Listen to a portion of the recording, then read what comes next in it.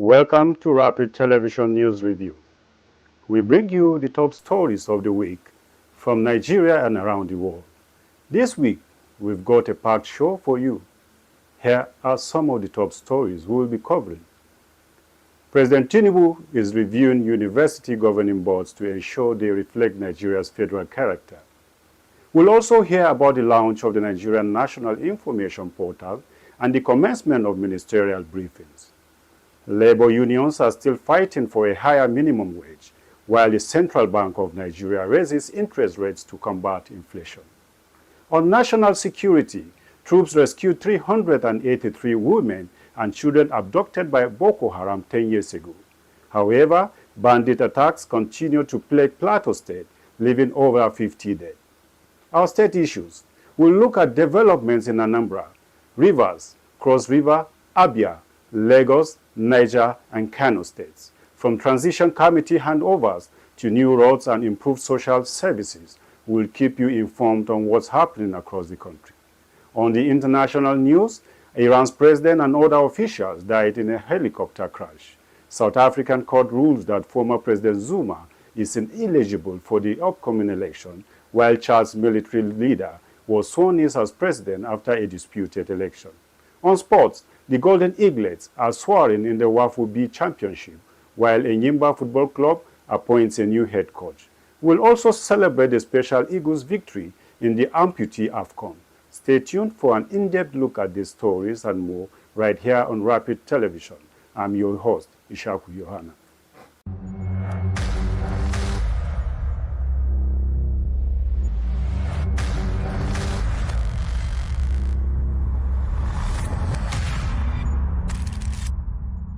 Welcome back. Now let's begin with the presidency. President Bola Tinubu has directed a review of the recently announced governing boards for Nigerian universities. The review aims to ensure the boards reflect the country's federal character before the planned inauguration and retreat for nominees. The Federal Ministry of Education recently released a list of nominees for chairmen, pro-chancellors, and board members for universities, polytechnics, and colleges of education. Additionally, an inauguration and retreat for the nominees was scheduled for May 31st. However, a statement by the President's Special Advisor on Information and Strategy, Bayo Onanuga, revealed concerns about the nominations. Public feedback suggested the boards didn't reflect the federal character, with some states receiving significantly fewer nominations than others. President Tinubu acknowledges this feedback and emphasizes his commitment to upholding the constitutional principle of federal character, saying the review will consider national representation, ensuring all parts of the country have adequate representation on the boards. President Bola Tinubu's administration is set to commemorate its first year in office with the launch of the Nigerian National Information Portal and the commencement of ministerial briefings. The ministerial briefings serve as an avenue for ministers in the President Tinubu cabinet to give accounts of their performance in office since their appointment in August 2023. Our correspondent, Irene Okechukwu, reports. In Radio House Abuja, various ministers have come to give account of their performances since their appointment in August 2023. The aim of this is to showcase the President Bola Tinubu's led administration since his assumption of office. The information portal unveiled by the Minister of Information and National Orientation serves as a one-stop shop for comprehensive information about Nigeria, catering to both domestic and international audiences. Distinguished ladies and gentlemen, the sectoral press briefing that is taken off today is in line with the Ministry's Restore Trust and Amplify Policies agenda. We have made efforts to ensure that this briefing series receive the widest possible coverage through traditional and digital platforms. The Minister of the Federal Capital Territory, Nyesom Wike, revealed that the Abuja Light Rail will offer free rides for 2 months following its launch on May 27th. And we are going to allow for free ride for 2 months. 2 months. And you know, Mr. President, he can even say extend it to 6 months, just to reduce the pains of our people. He also revealed plans to construct 10,000 affordable housing units starting in 2025 under the Renewed Hope City initiative. Meanwhile, the Minister for Youth Development, Jamila Ibrahim, announced the launch of a presidential youth entrepreneurship cluster program. This initiative aims to empower 50,000 young entrepreneurs through the activation of 6 clusters in the coming weeks. We are committed to bridging the gap between potential and opportunity, ensuring that every young Nigerian has tools and support needed to succeed. We will continue to fight and we will continue to deliver, and I assure you the successes that we have enjoyed in the last 1 year will be replicated and we'll do more in the next year, because even the recruitment has improved for the armed forces. So we are continuing to recruit more and more so that we will end the insecurity in this country. While 11 ministers were present, only 7 addressed the media regarding their performance. This has raised questions about the transparency and accountability of the remaining ministers. From the Radio House, Abuja, Irene Okechukwu, Rapid TV News. To labor matters, negotiation over a new minimum wage in Nigeria continue to stall. Labor unions represented by the Nigerian Labour Congress (NLC) and the Trade Union Congress (TUC) have rejected the latest government offer of 57,000 naira. This marks the third proposal rejected by Labour in a week. They have also lowered their initial demand from 615,000 naira to 497,000 naira. The government, alongside the private sector, has proposed 57,000 naira, up from 54,000 naira offered earlier. The initial proposal last week was 48,000 naira. NLC President Joe Ajaero criticized the government's offer as unsubstantial and insufficient to meet basic needs. A deadline of May 31st looms for an agreement set by the labor unions. And to security issues, troops of the Nigerian Army have rescued 383 persons abducted by terrorists and insurgents in Sambisa Forest in Borno State. Those rescued including women and children who had been held in the forest for 10 years.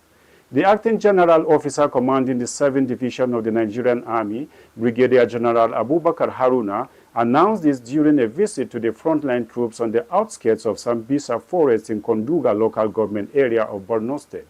The GOC said troops of the operation had encouraged Joint Task Force and the Civilian Joint Task Force and the hybrid forces had done exceptionally well and needed to sustain the tempo. The GOC declared a 10-day operation to further sustain the onslaught against the insurgents hiding in the forest. Meanwhile, more than 50 people were killed and several missing in a bandit attack on communities in Wase local government area of Plateau State. The attacks on Zura Company and Bandalala villages happened Monday night as residents were finishing their day. Witnesses say the bandits launched simultaneous attacks, setting houses on fire and causing chaos. Survivors have fled to neighboring villages, while some injured are receiving treatment in various health centers. This incident adds to the growing violence in Plateau State, a region already facing tensions between herders and farmers. In a separate development, dozens of retired Nigerian police officers stormed the National Assembly in Abuja, demanding overdue pensions from the National Pension Commission (PENCOM). The officers, who served under the contributory pension scheme, say they have faced financial hardship due to the lack of payments. They want to be switched to the defined benefit scheme, which guarantees retirement benefits. The retirees sent a letter to Senate President Godswill Akpabio urging his intervention. They say they patiently waited for a solution through previous legislative sessions, but the related bills have not been passed. One bill seeks to establish a separate pension board for police officers, and another will exempt them from the contributory pension scheme. The retirees believe these changes are crucial, especially considering the economic hardship many are facing. The Independent National Electoral Commission (INEC) has challenged chairmen of state independent electoral commissions to save Nigeria's democracy by conducting credible local government area elections as against what it described as the current coronation of candidates of ruling parties at the various state local government elections. INEC chairman, Professor Mahmoud Yakubu, gave the charge when he received the chairman and other executive members of the Forum of State Electoral Commissions at the INEC headquarters in Abuja. Our correspondent, Irene Okechukwu, reports. The INEC chairman lamented that it is time to stop the coronation of the candidates of the ruling political parties at the state levels, urging the Forum of State Independent Electoral Commission members to take the bull by the horns and help build the nation's democracy by conducting free, fair, and credible elections in the state. The courage with which you discharge your obligation to protect the integrity and credibility of elections is the most important determinant of success. There are no shortcuts to the discharge of this enormous responsibility. Chairman and executive members of OSECOM, I want to reassure you that INEC will continue to work with you to push the boundaries of electoral reform. Working together, we should continue to explore all avenues under the law to improve the conduct of local government elections in Nigeria. The INEC boss reassured the Forum of State Independent Electoral Commission that the commission will continue to work with them to push the boundaries of electoral reforms and explore all avenues under the law to improve the conduct of local government elections in Nigeria. From Abuja, Irene Okechukwu, Rapid TV News. In another development, the Anambra State Governor, Charles Soludo, has asked all transition committee chairmen across the 21 local government areas of the state to hand over to the head of local government administration in their respective local government councils. The State Commissioner for Local Government, Chieftaincy and Community Affairs said the governor's order takes effect from Monday, May 20, 2024. Anambra State has not held local government polls recently. The last time the exercise was held was 10 years ago, towards the end of former Governor Peter Obi's administration in 2014. Meanwhile, governments of the 36 states and the Nigerian Governors Forum have lost in their fight against the federal government's efforts to monitor state governments' handling of local governments' funds. The Court of Appeal, Abuja Division, in a judgment in the week, affirmed the May 23, 2022 judgment of the Federal High Court, Abuja, which declared lawful the Nigerian Financial Intelligence Unit, NFIU guidelines, which came into effect on June 1, 2019. The NFIU 2019 guidelines required, among others, that the state's local government joint accounts should be used only for receiving funds and subsequently transferring them to local government's accounts only. The NFIU claimed that the guidelines are intended to reduce crime vulnerabilities created by cash withdrawal from local government funds. Delivering a unanimous judgment on the three-man panel of the Court of Appeal, Justice Hamman Barka dismissed the appeal by the 36 states filed through their attorneys general and the NGF. The Rivers State Governor, Siminalayi Fubara, has sworn in the 8 commissioner nominees that were screened by the State House of Assembly.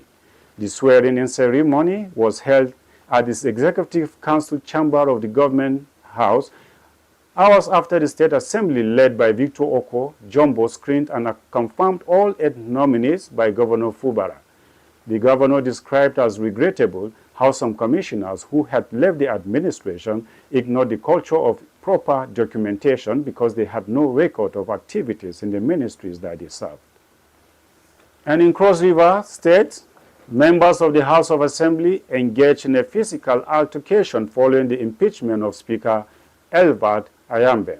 The Assembly erupted in chaos after the impeachment vote. Members struggled over the mess, the symbol of the Speaker's authority, forcing an end to the session. 17 out of 25 lawmakers voted to impeach Ayambe on allegations of financial misconduct.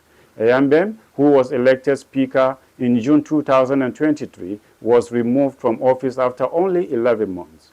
Lawmakers accused him of misappropriating funds, including 48 million naira designated for the Assembly complex electricity bills, 2% cut of all monthly revenue collected by the Internal Revenue Service, totaling 404 million naira, among other allegations. In Abia State, Governor Alex Otti is set to inaugurate 7 additional roads completed by his administration. The inauguration is part of activities marking his first year in office. Commissioner for Information, Prince Oke Kanu, who disclosed this while addressing newsmen on the outcome of this week's State Executive Council meeting, said 5 of the roads are in Aba, while 2 are in Umuahia. Our correspondent, Onwuka Kingsley, reports. In line with his road infrastructure agenda, the Abia State Governor Alex Otti will next week commission 7 roads built in Aba and Umuahia. Commissioner for Information and Culture, Prince Okekalu, who stated this while briefing journalists on the outcome of the weekly Executive Council meeting presided over by Governor Alex Otti, announced that the governor will next week commission the newly completed Jack building in Umuahia also.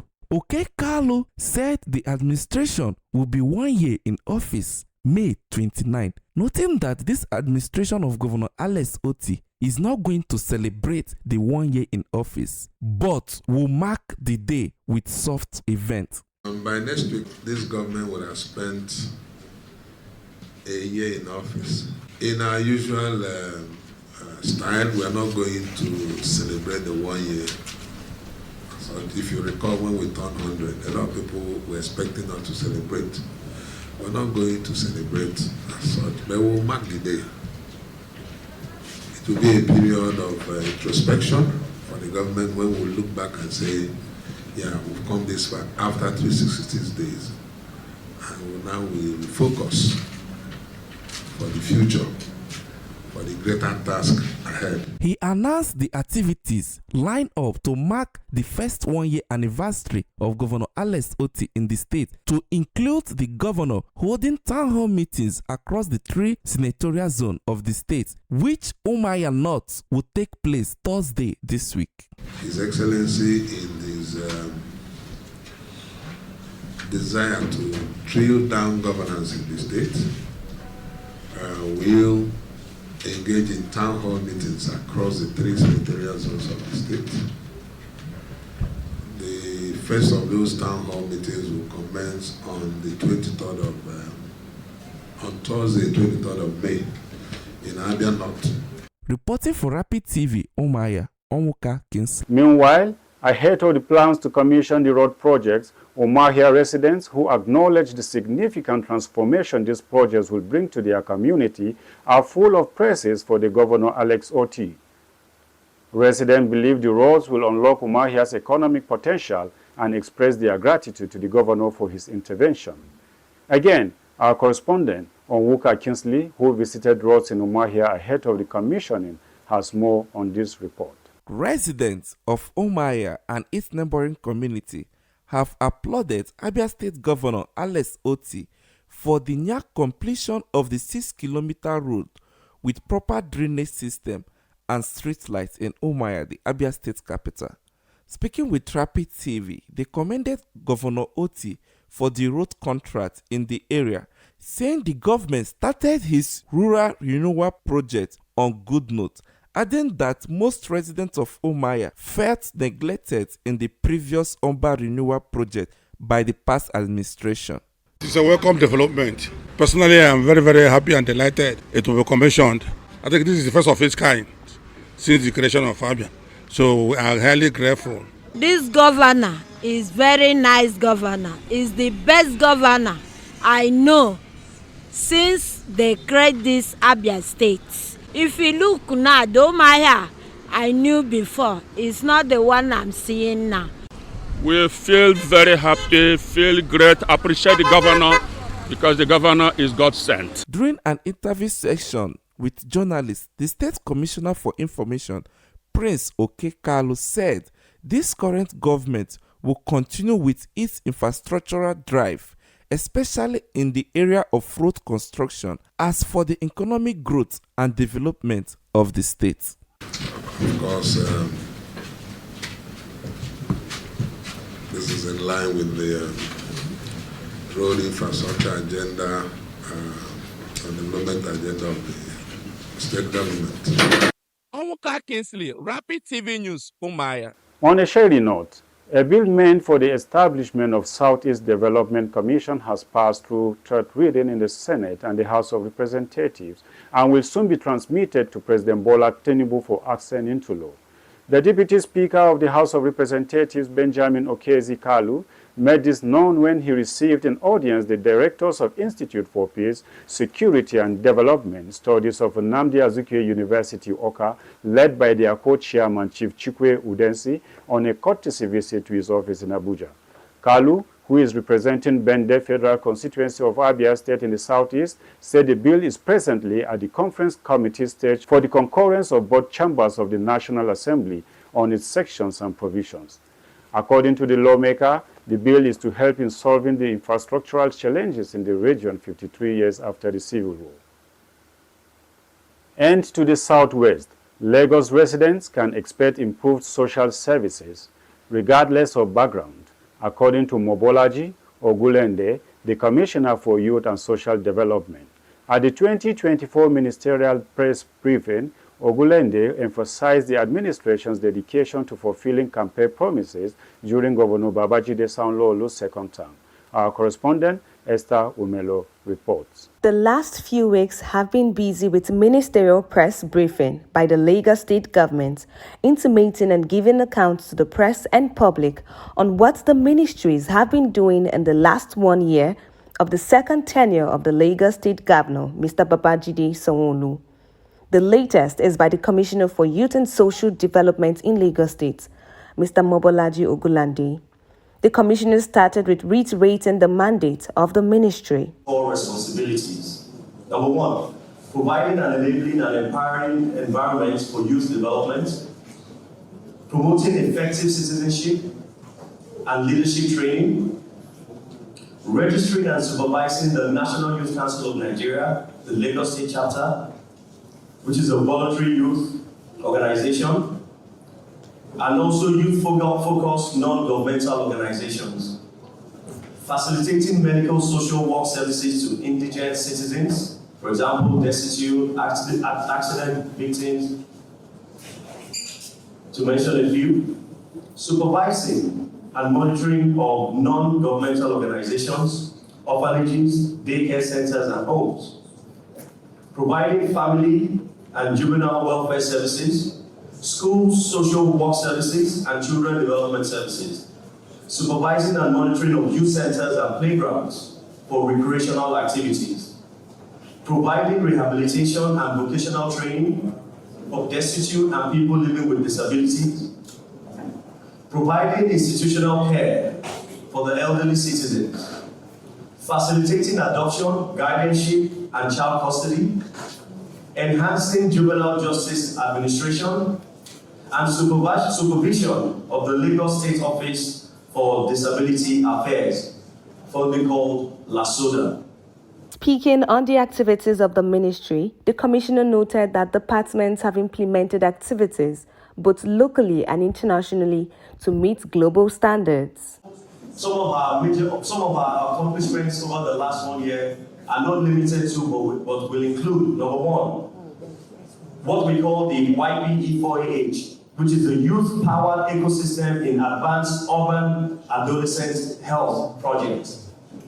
It is a project in the United States Agency for International Development, formerly called the USAID, in collaboration with the Ministry of Youth and Social Development, is empowering out-of-school youths with life skills, leadership skills, and livelihood skills. It is a project that is being done across 4 of our youth centers across the state. The pilot project provides safe, youth-friendly spaces in 4 designated local government areas, namely Ikorodu, Kushofe, Lagos Island, and Mushi, and they are currently ongoing. Departments under the ministry include Youth Department, Rehabilitation Department, Social Welfare Department, and Child Development. And the Honorable Commissioner for Youth and Social Development says the people would always be at the core of the ministry's activities. From Lagos, Nigeria, for Rapid TV, Esther Omelu. This is Rapid Television. You are still watching News Review. Stay with us as we return back right after this short break.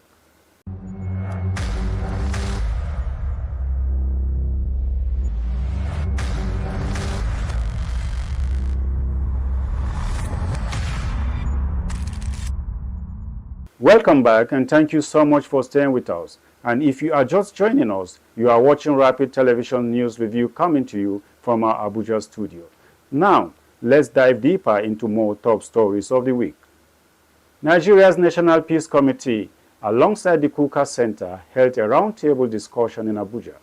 Stakeholders gathered to discuss fostering peace, social cohesion, and community resilience.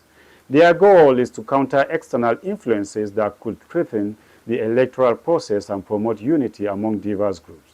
Our correspondent, Irene Okechukwu, brings us the report. Emmanuel Inkanta, project manager at the Kuka Center, opened the meeting emphasizing its purpose, strengthening independent state peace advisory councils, ISPAs, and creating collaboration strategies with key stakeholders. Additionally, they will gather feedbacks on the electoral process and make recommendations for future National Peace Committee involvement.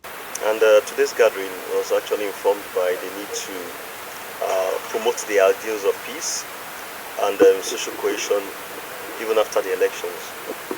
And then just to say that in 2014-2015, at the inception, when the Peace Committee had probably emerged to respond to issues concerning our country, especially national issues that threaten our existence as a nation. Next, Father Atta Bakindo, Executive Director of the Kuka Center, elaborated on the meeting's theme, navigating pathways to promote peace and social cohesion, the role of leaders in independent states. He explained that stakeholders will engage with ISPAs on monitoring compliance with and violation of the peace accord, which will inform recommendations for future interventions. What we have done at the Secretariat of the Peace Committee is to mobilize critical stakeholders at the subnational, at the state level, to see how they can further support peaceful process when it comes to elections, and even help us manage issues of conflict at the state level. The meeting also focused on the National Peace Committee's effectiveness. ISPA members shared their experiences, highlighting the committee's positive impacts in various states, particularly following the 2023 general election. Truly, we achieved a lot. To mention a few, we immediately after the announcement of the election, we met with the contestants and they hugged themselves.